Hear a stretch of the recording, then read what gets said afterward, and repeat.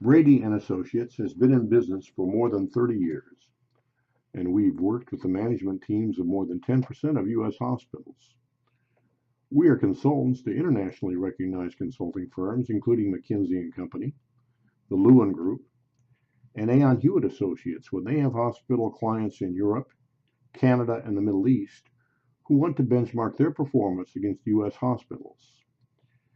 BKD often engages us when they're working with a U.S. hospital client who needs assistance. In the early 1970s, a Johns Hopkins pediatrician named Neil Sims and a Westinghouse systems engineer named Burton Cordray obtained a federal grant to measure organizational effectiveness in the clinical setting.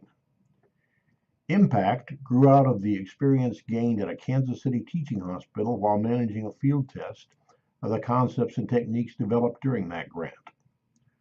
Our purpose today is to help client hospitals achieve the mission by optimizing the use of available resources. We use data, systems thinking, and change management techniques to bring that about.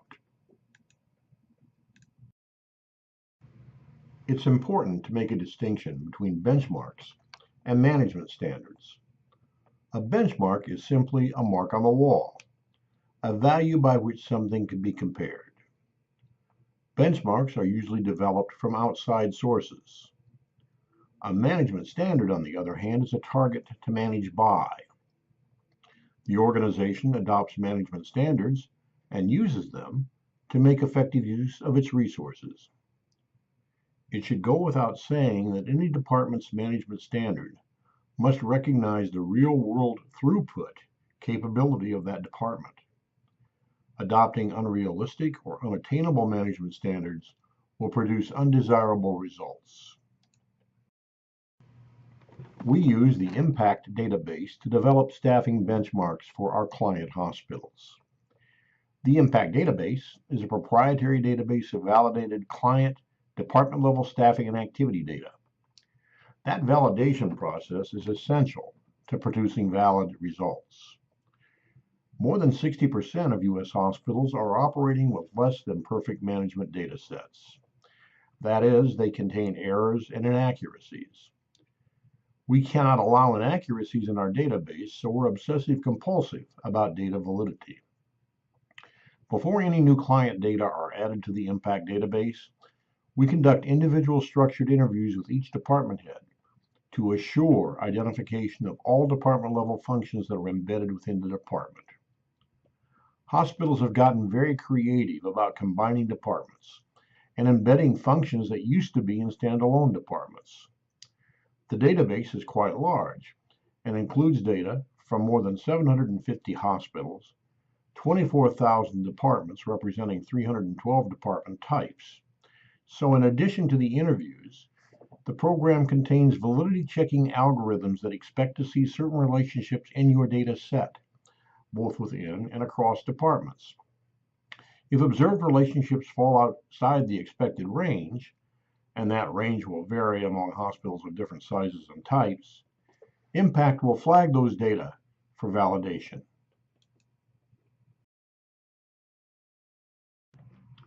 One of the most common misperceptions about benchmarking that often leads people down the wrong path is that peer group members must be as close to apples with the hospital as possible. That's wrong on at least two major counts. In the first place, it's impossible. There are literally thousands of very material differences between hospitals and between departments within those hospitals. We will talk a bit more about those differences in a minute. Secondly, it's really not helpful. If you could develop peers that were exactly apples to apples with your hospital, their staffing and utilization numbers would be exactly like yours too, and so the benchmarks would look like you do now. What is helpful is to observe the range of staffing among peers that are trying to deliver similar services with similar workloads. It is those differences and the reasons for them that open the doors to improvement. The key to Impact's power is the recognition that hospitals and departments vary from one another because of intrinsic and elective characteristics. Impact defines intrinsic characteristics as those that describe the work to be done. Here's an example of an intrinsic characteristic statement for an inpatient nursing unit. Provide inpatient nursing care to an average of 30 adult med-surg patients in an urban non-teaching hospital with a hospital acute average daily census of 65 and a case mix index of 1.3100. Impact defines elective characteristics as those reflecting the choices the hospital has made in deciding how to do the job, defined by intrinsic characteristics. There are thousands of elective characteristics, but they all fall into one of four factor categories. Systems and work processes. This is the function and the focus of Deming, Juran, and the quality movement. Resources. This includes supplies, equipment, technology, physical plant layout, department staff competencies, and management capabilities. Organizational factors. These are a little bit more abstract, but they're very important. How do you deploy resources to do the job? How do you schedule staff? How do you schedule work? What does your organization chart look like? And finally, and we think most importantly, is institutional culture. What do the hospital's publics, governing body, senior management, department heads, medical staff, employees believe about their relationship to the hospital, and what behaviors flow from those beliefs? Impact always selects peer groups based on intrinsic characteristics. Here's the intrinsic characteristic statement for an inpatient nursing unit that we saw just a few moments ago. From Impact's perspective, all nursing units to which this statement applies are facing the same basic challenges. Assuming we've done a good job of selecting peers, it has to be the case that any differences in labor productivity between our hospital and the peer group are caused by differences among elective characteristics in these four factor categories: systems and work process factors, resource factors, organizational factors, and institutional culture factors. What is even more important is understanding that the negative labor cost variances themselves are a performance marker. Labor cost variances caused by deficiencies in any of these four factor categories will also produce negative variances in the critical outcome areas of clinical and service quality, physician and patient satisfaction, employee relations, and community image. Identifying and resolving those factors will produce 360-degree performance improvement. Another common misperception about benchmarking that leads people down the wrong path is the idea that benchmarking will reveal how a department should be staffed. No benchmarking effort can do that. We tell our clients that our benchmarking numbers have no moral content. Neither we nor any other benchmarking firm can tell you how you should staff a department. What we can tell you, because of our peer group selection process, is what is the range of paid and productive hours per unit of service actually used in lean, well-managed departments with similar workloads in hospitals that share your hospital's intrinsic characteristics. Impact uses a two-step peer group selection process. In step one, it reviews the more than 750 hospitals in the database to find hospitals that look like your hospital in terms of size, as measured by average daily census and adjusted discharge units, type, setting, teaching status, and case mix index. That subset of hospitals forms your peer group at the institutional level. Then, in step two, within that subset of hospitals that looks like you, it searches for department peers based on department type and workload. This makes it very likely that your departments will be compared against departments from different hospitals, based on department type and workload. That's a good thing because department workload is what ultimately determines staffing requirements. Each department's performance is compared against a range defined by the department's peer group's performance. Each department has a specific unit of service. Some examples are shown at the bottom of the screen. Most staffing benchmarks are workload-based. The exception is certain administrative or overhead departments for which no standard surrogate workload statistic is generally recognized.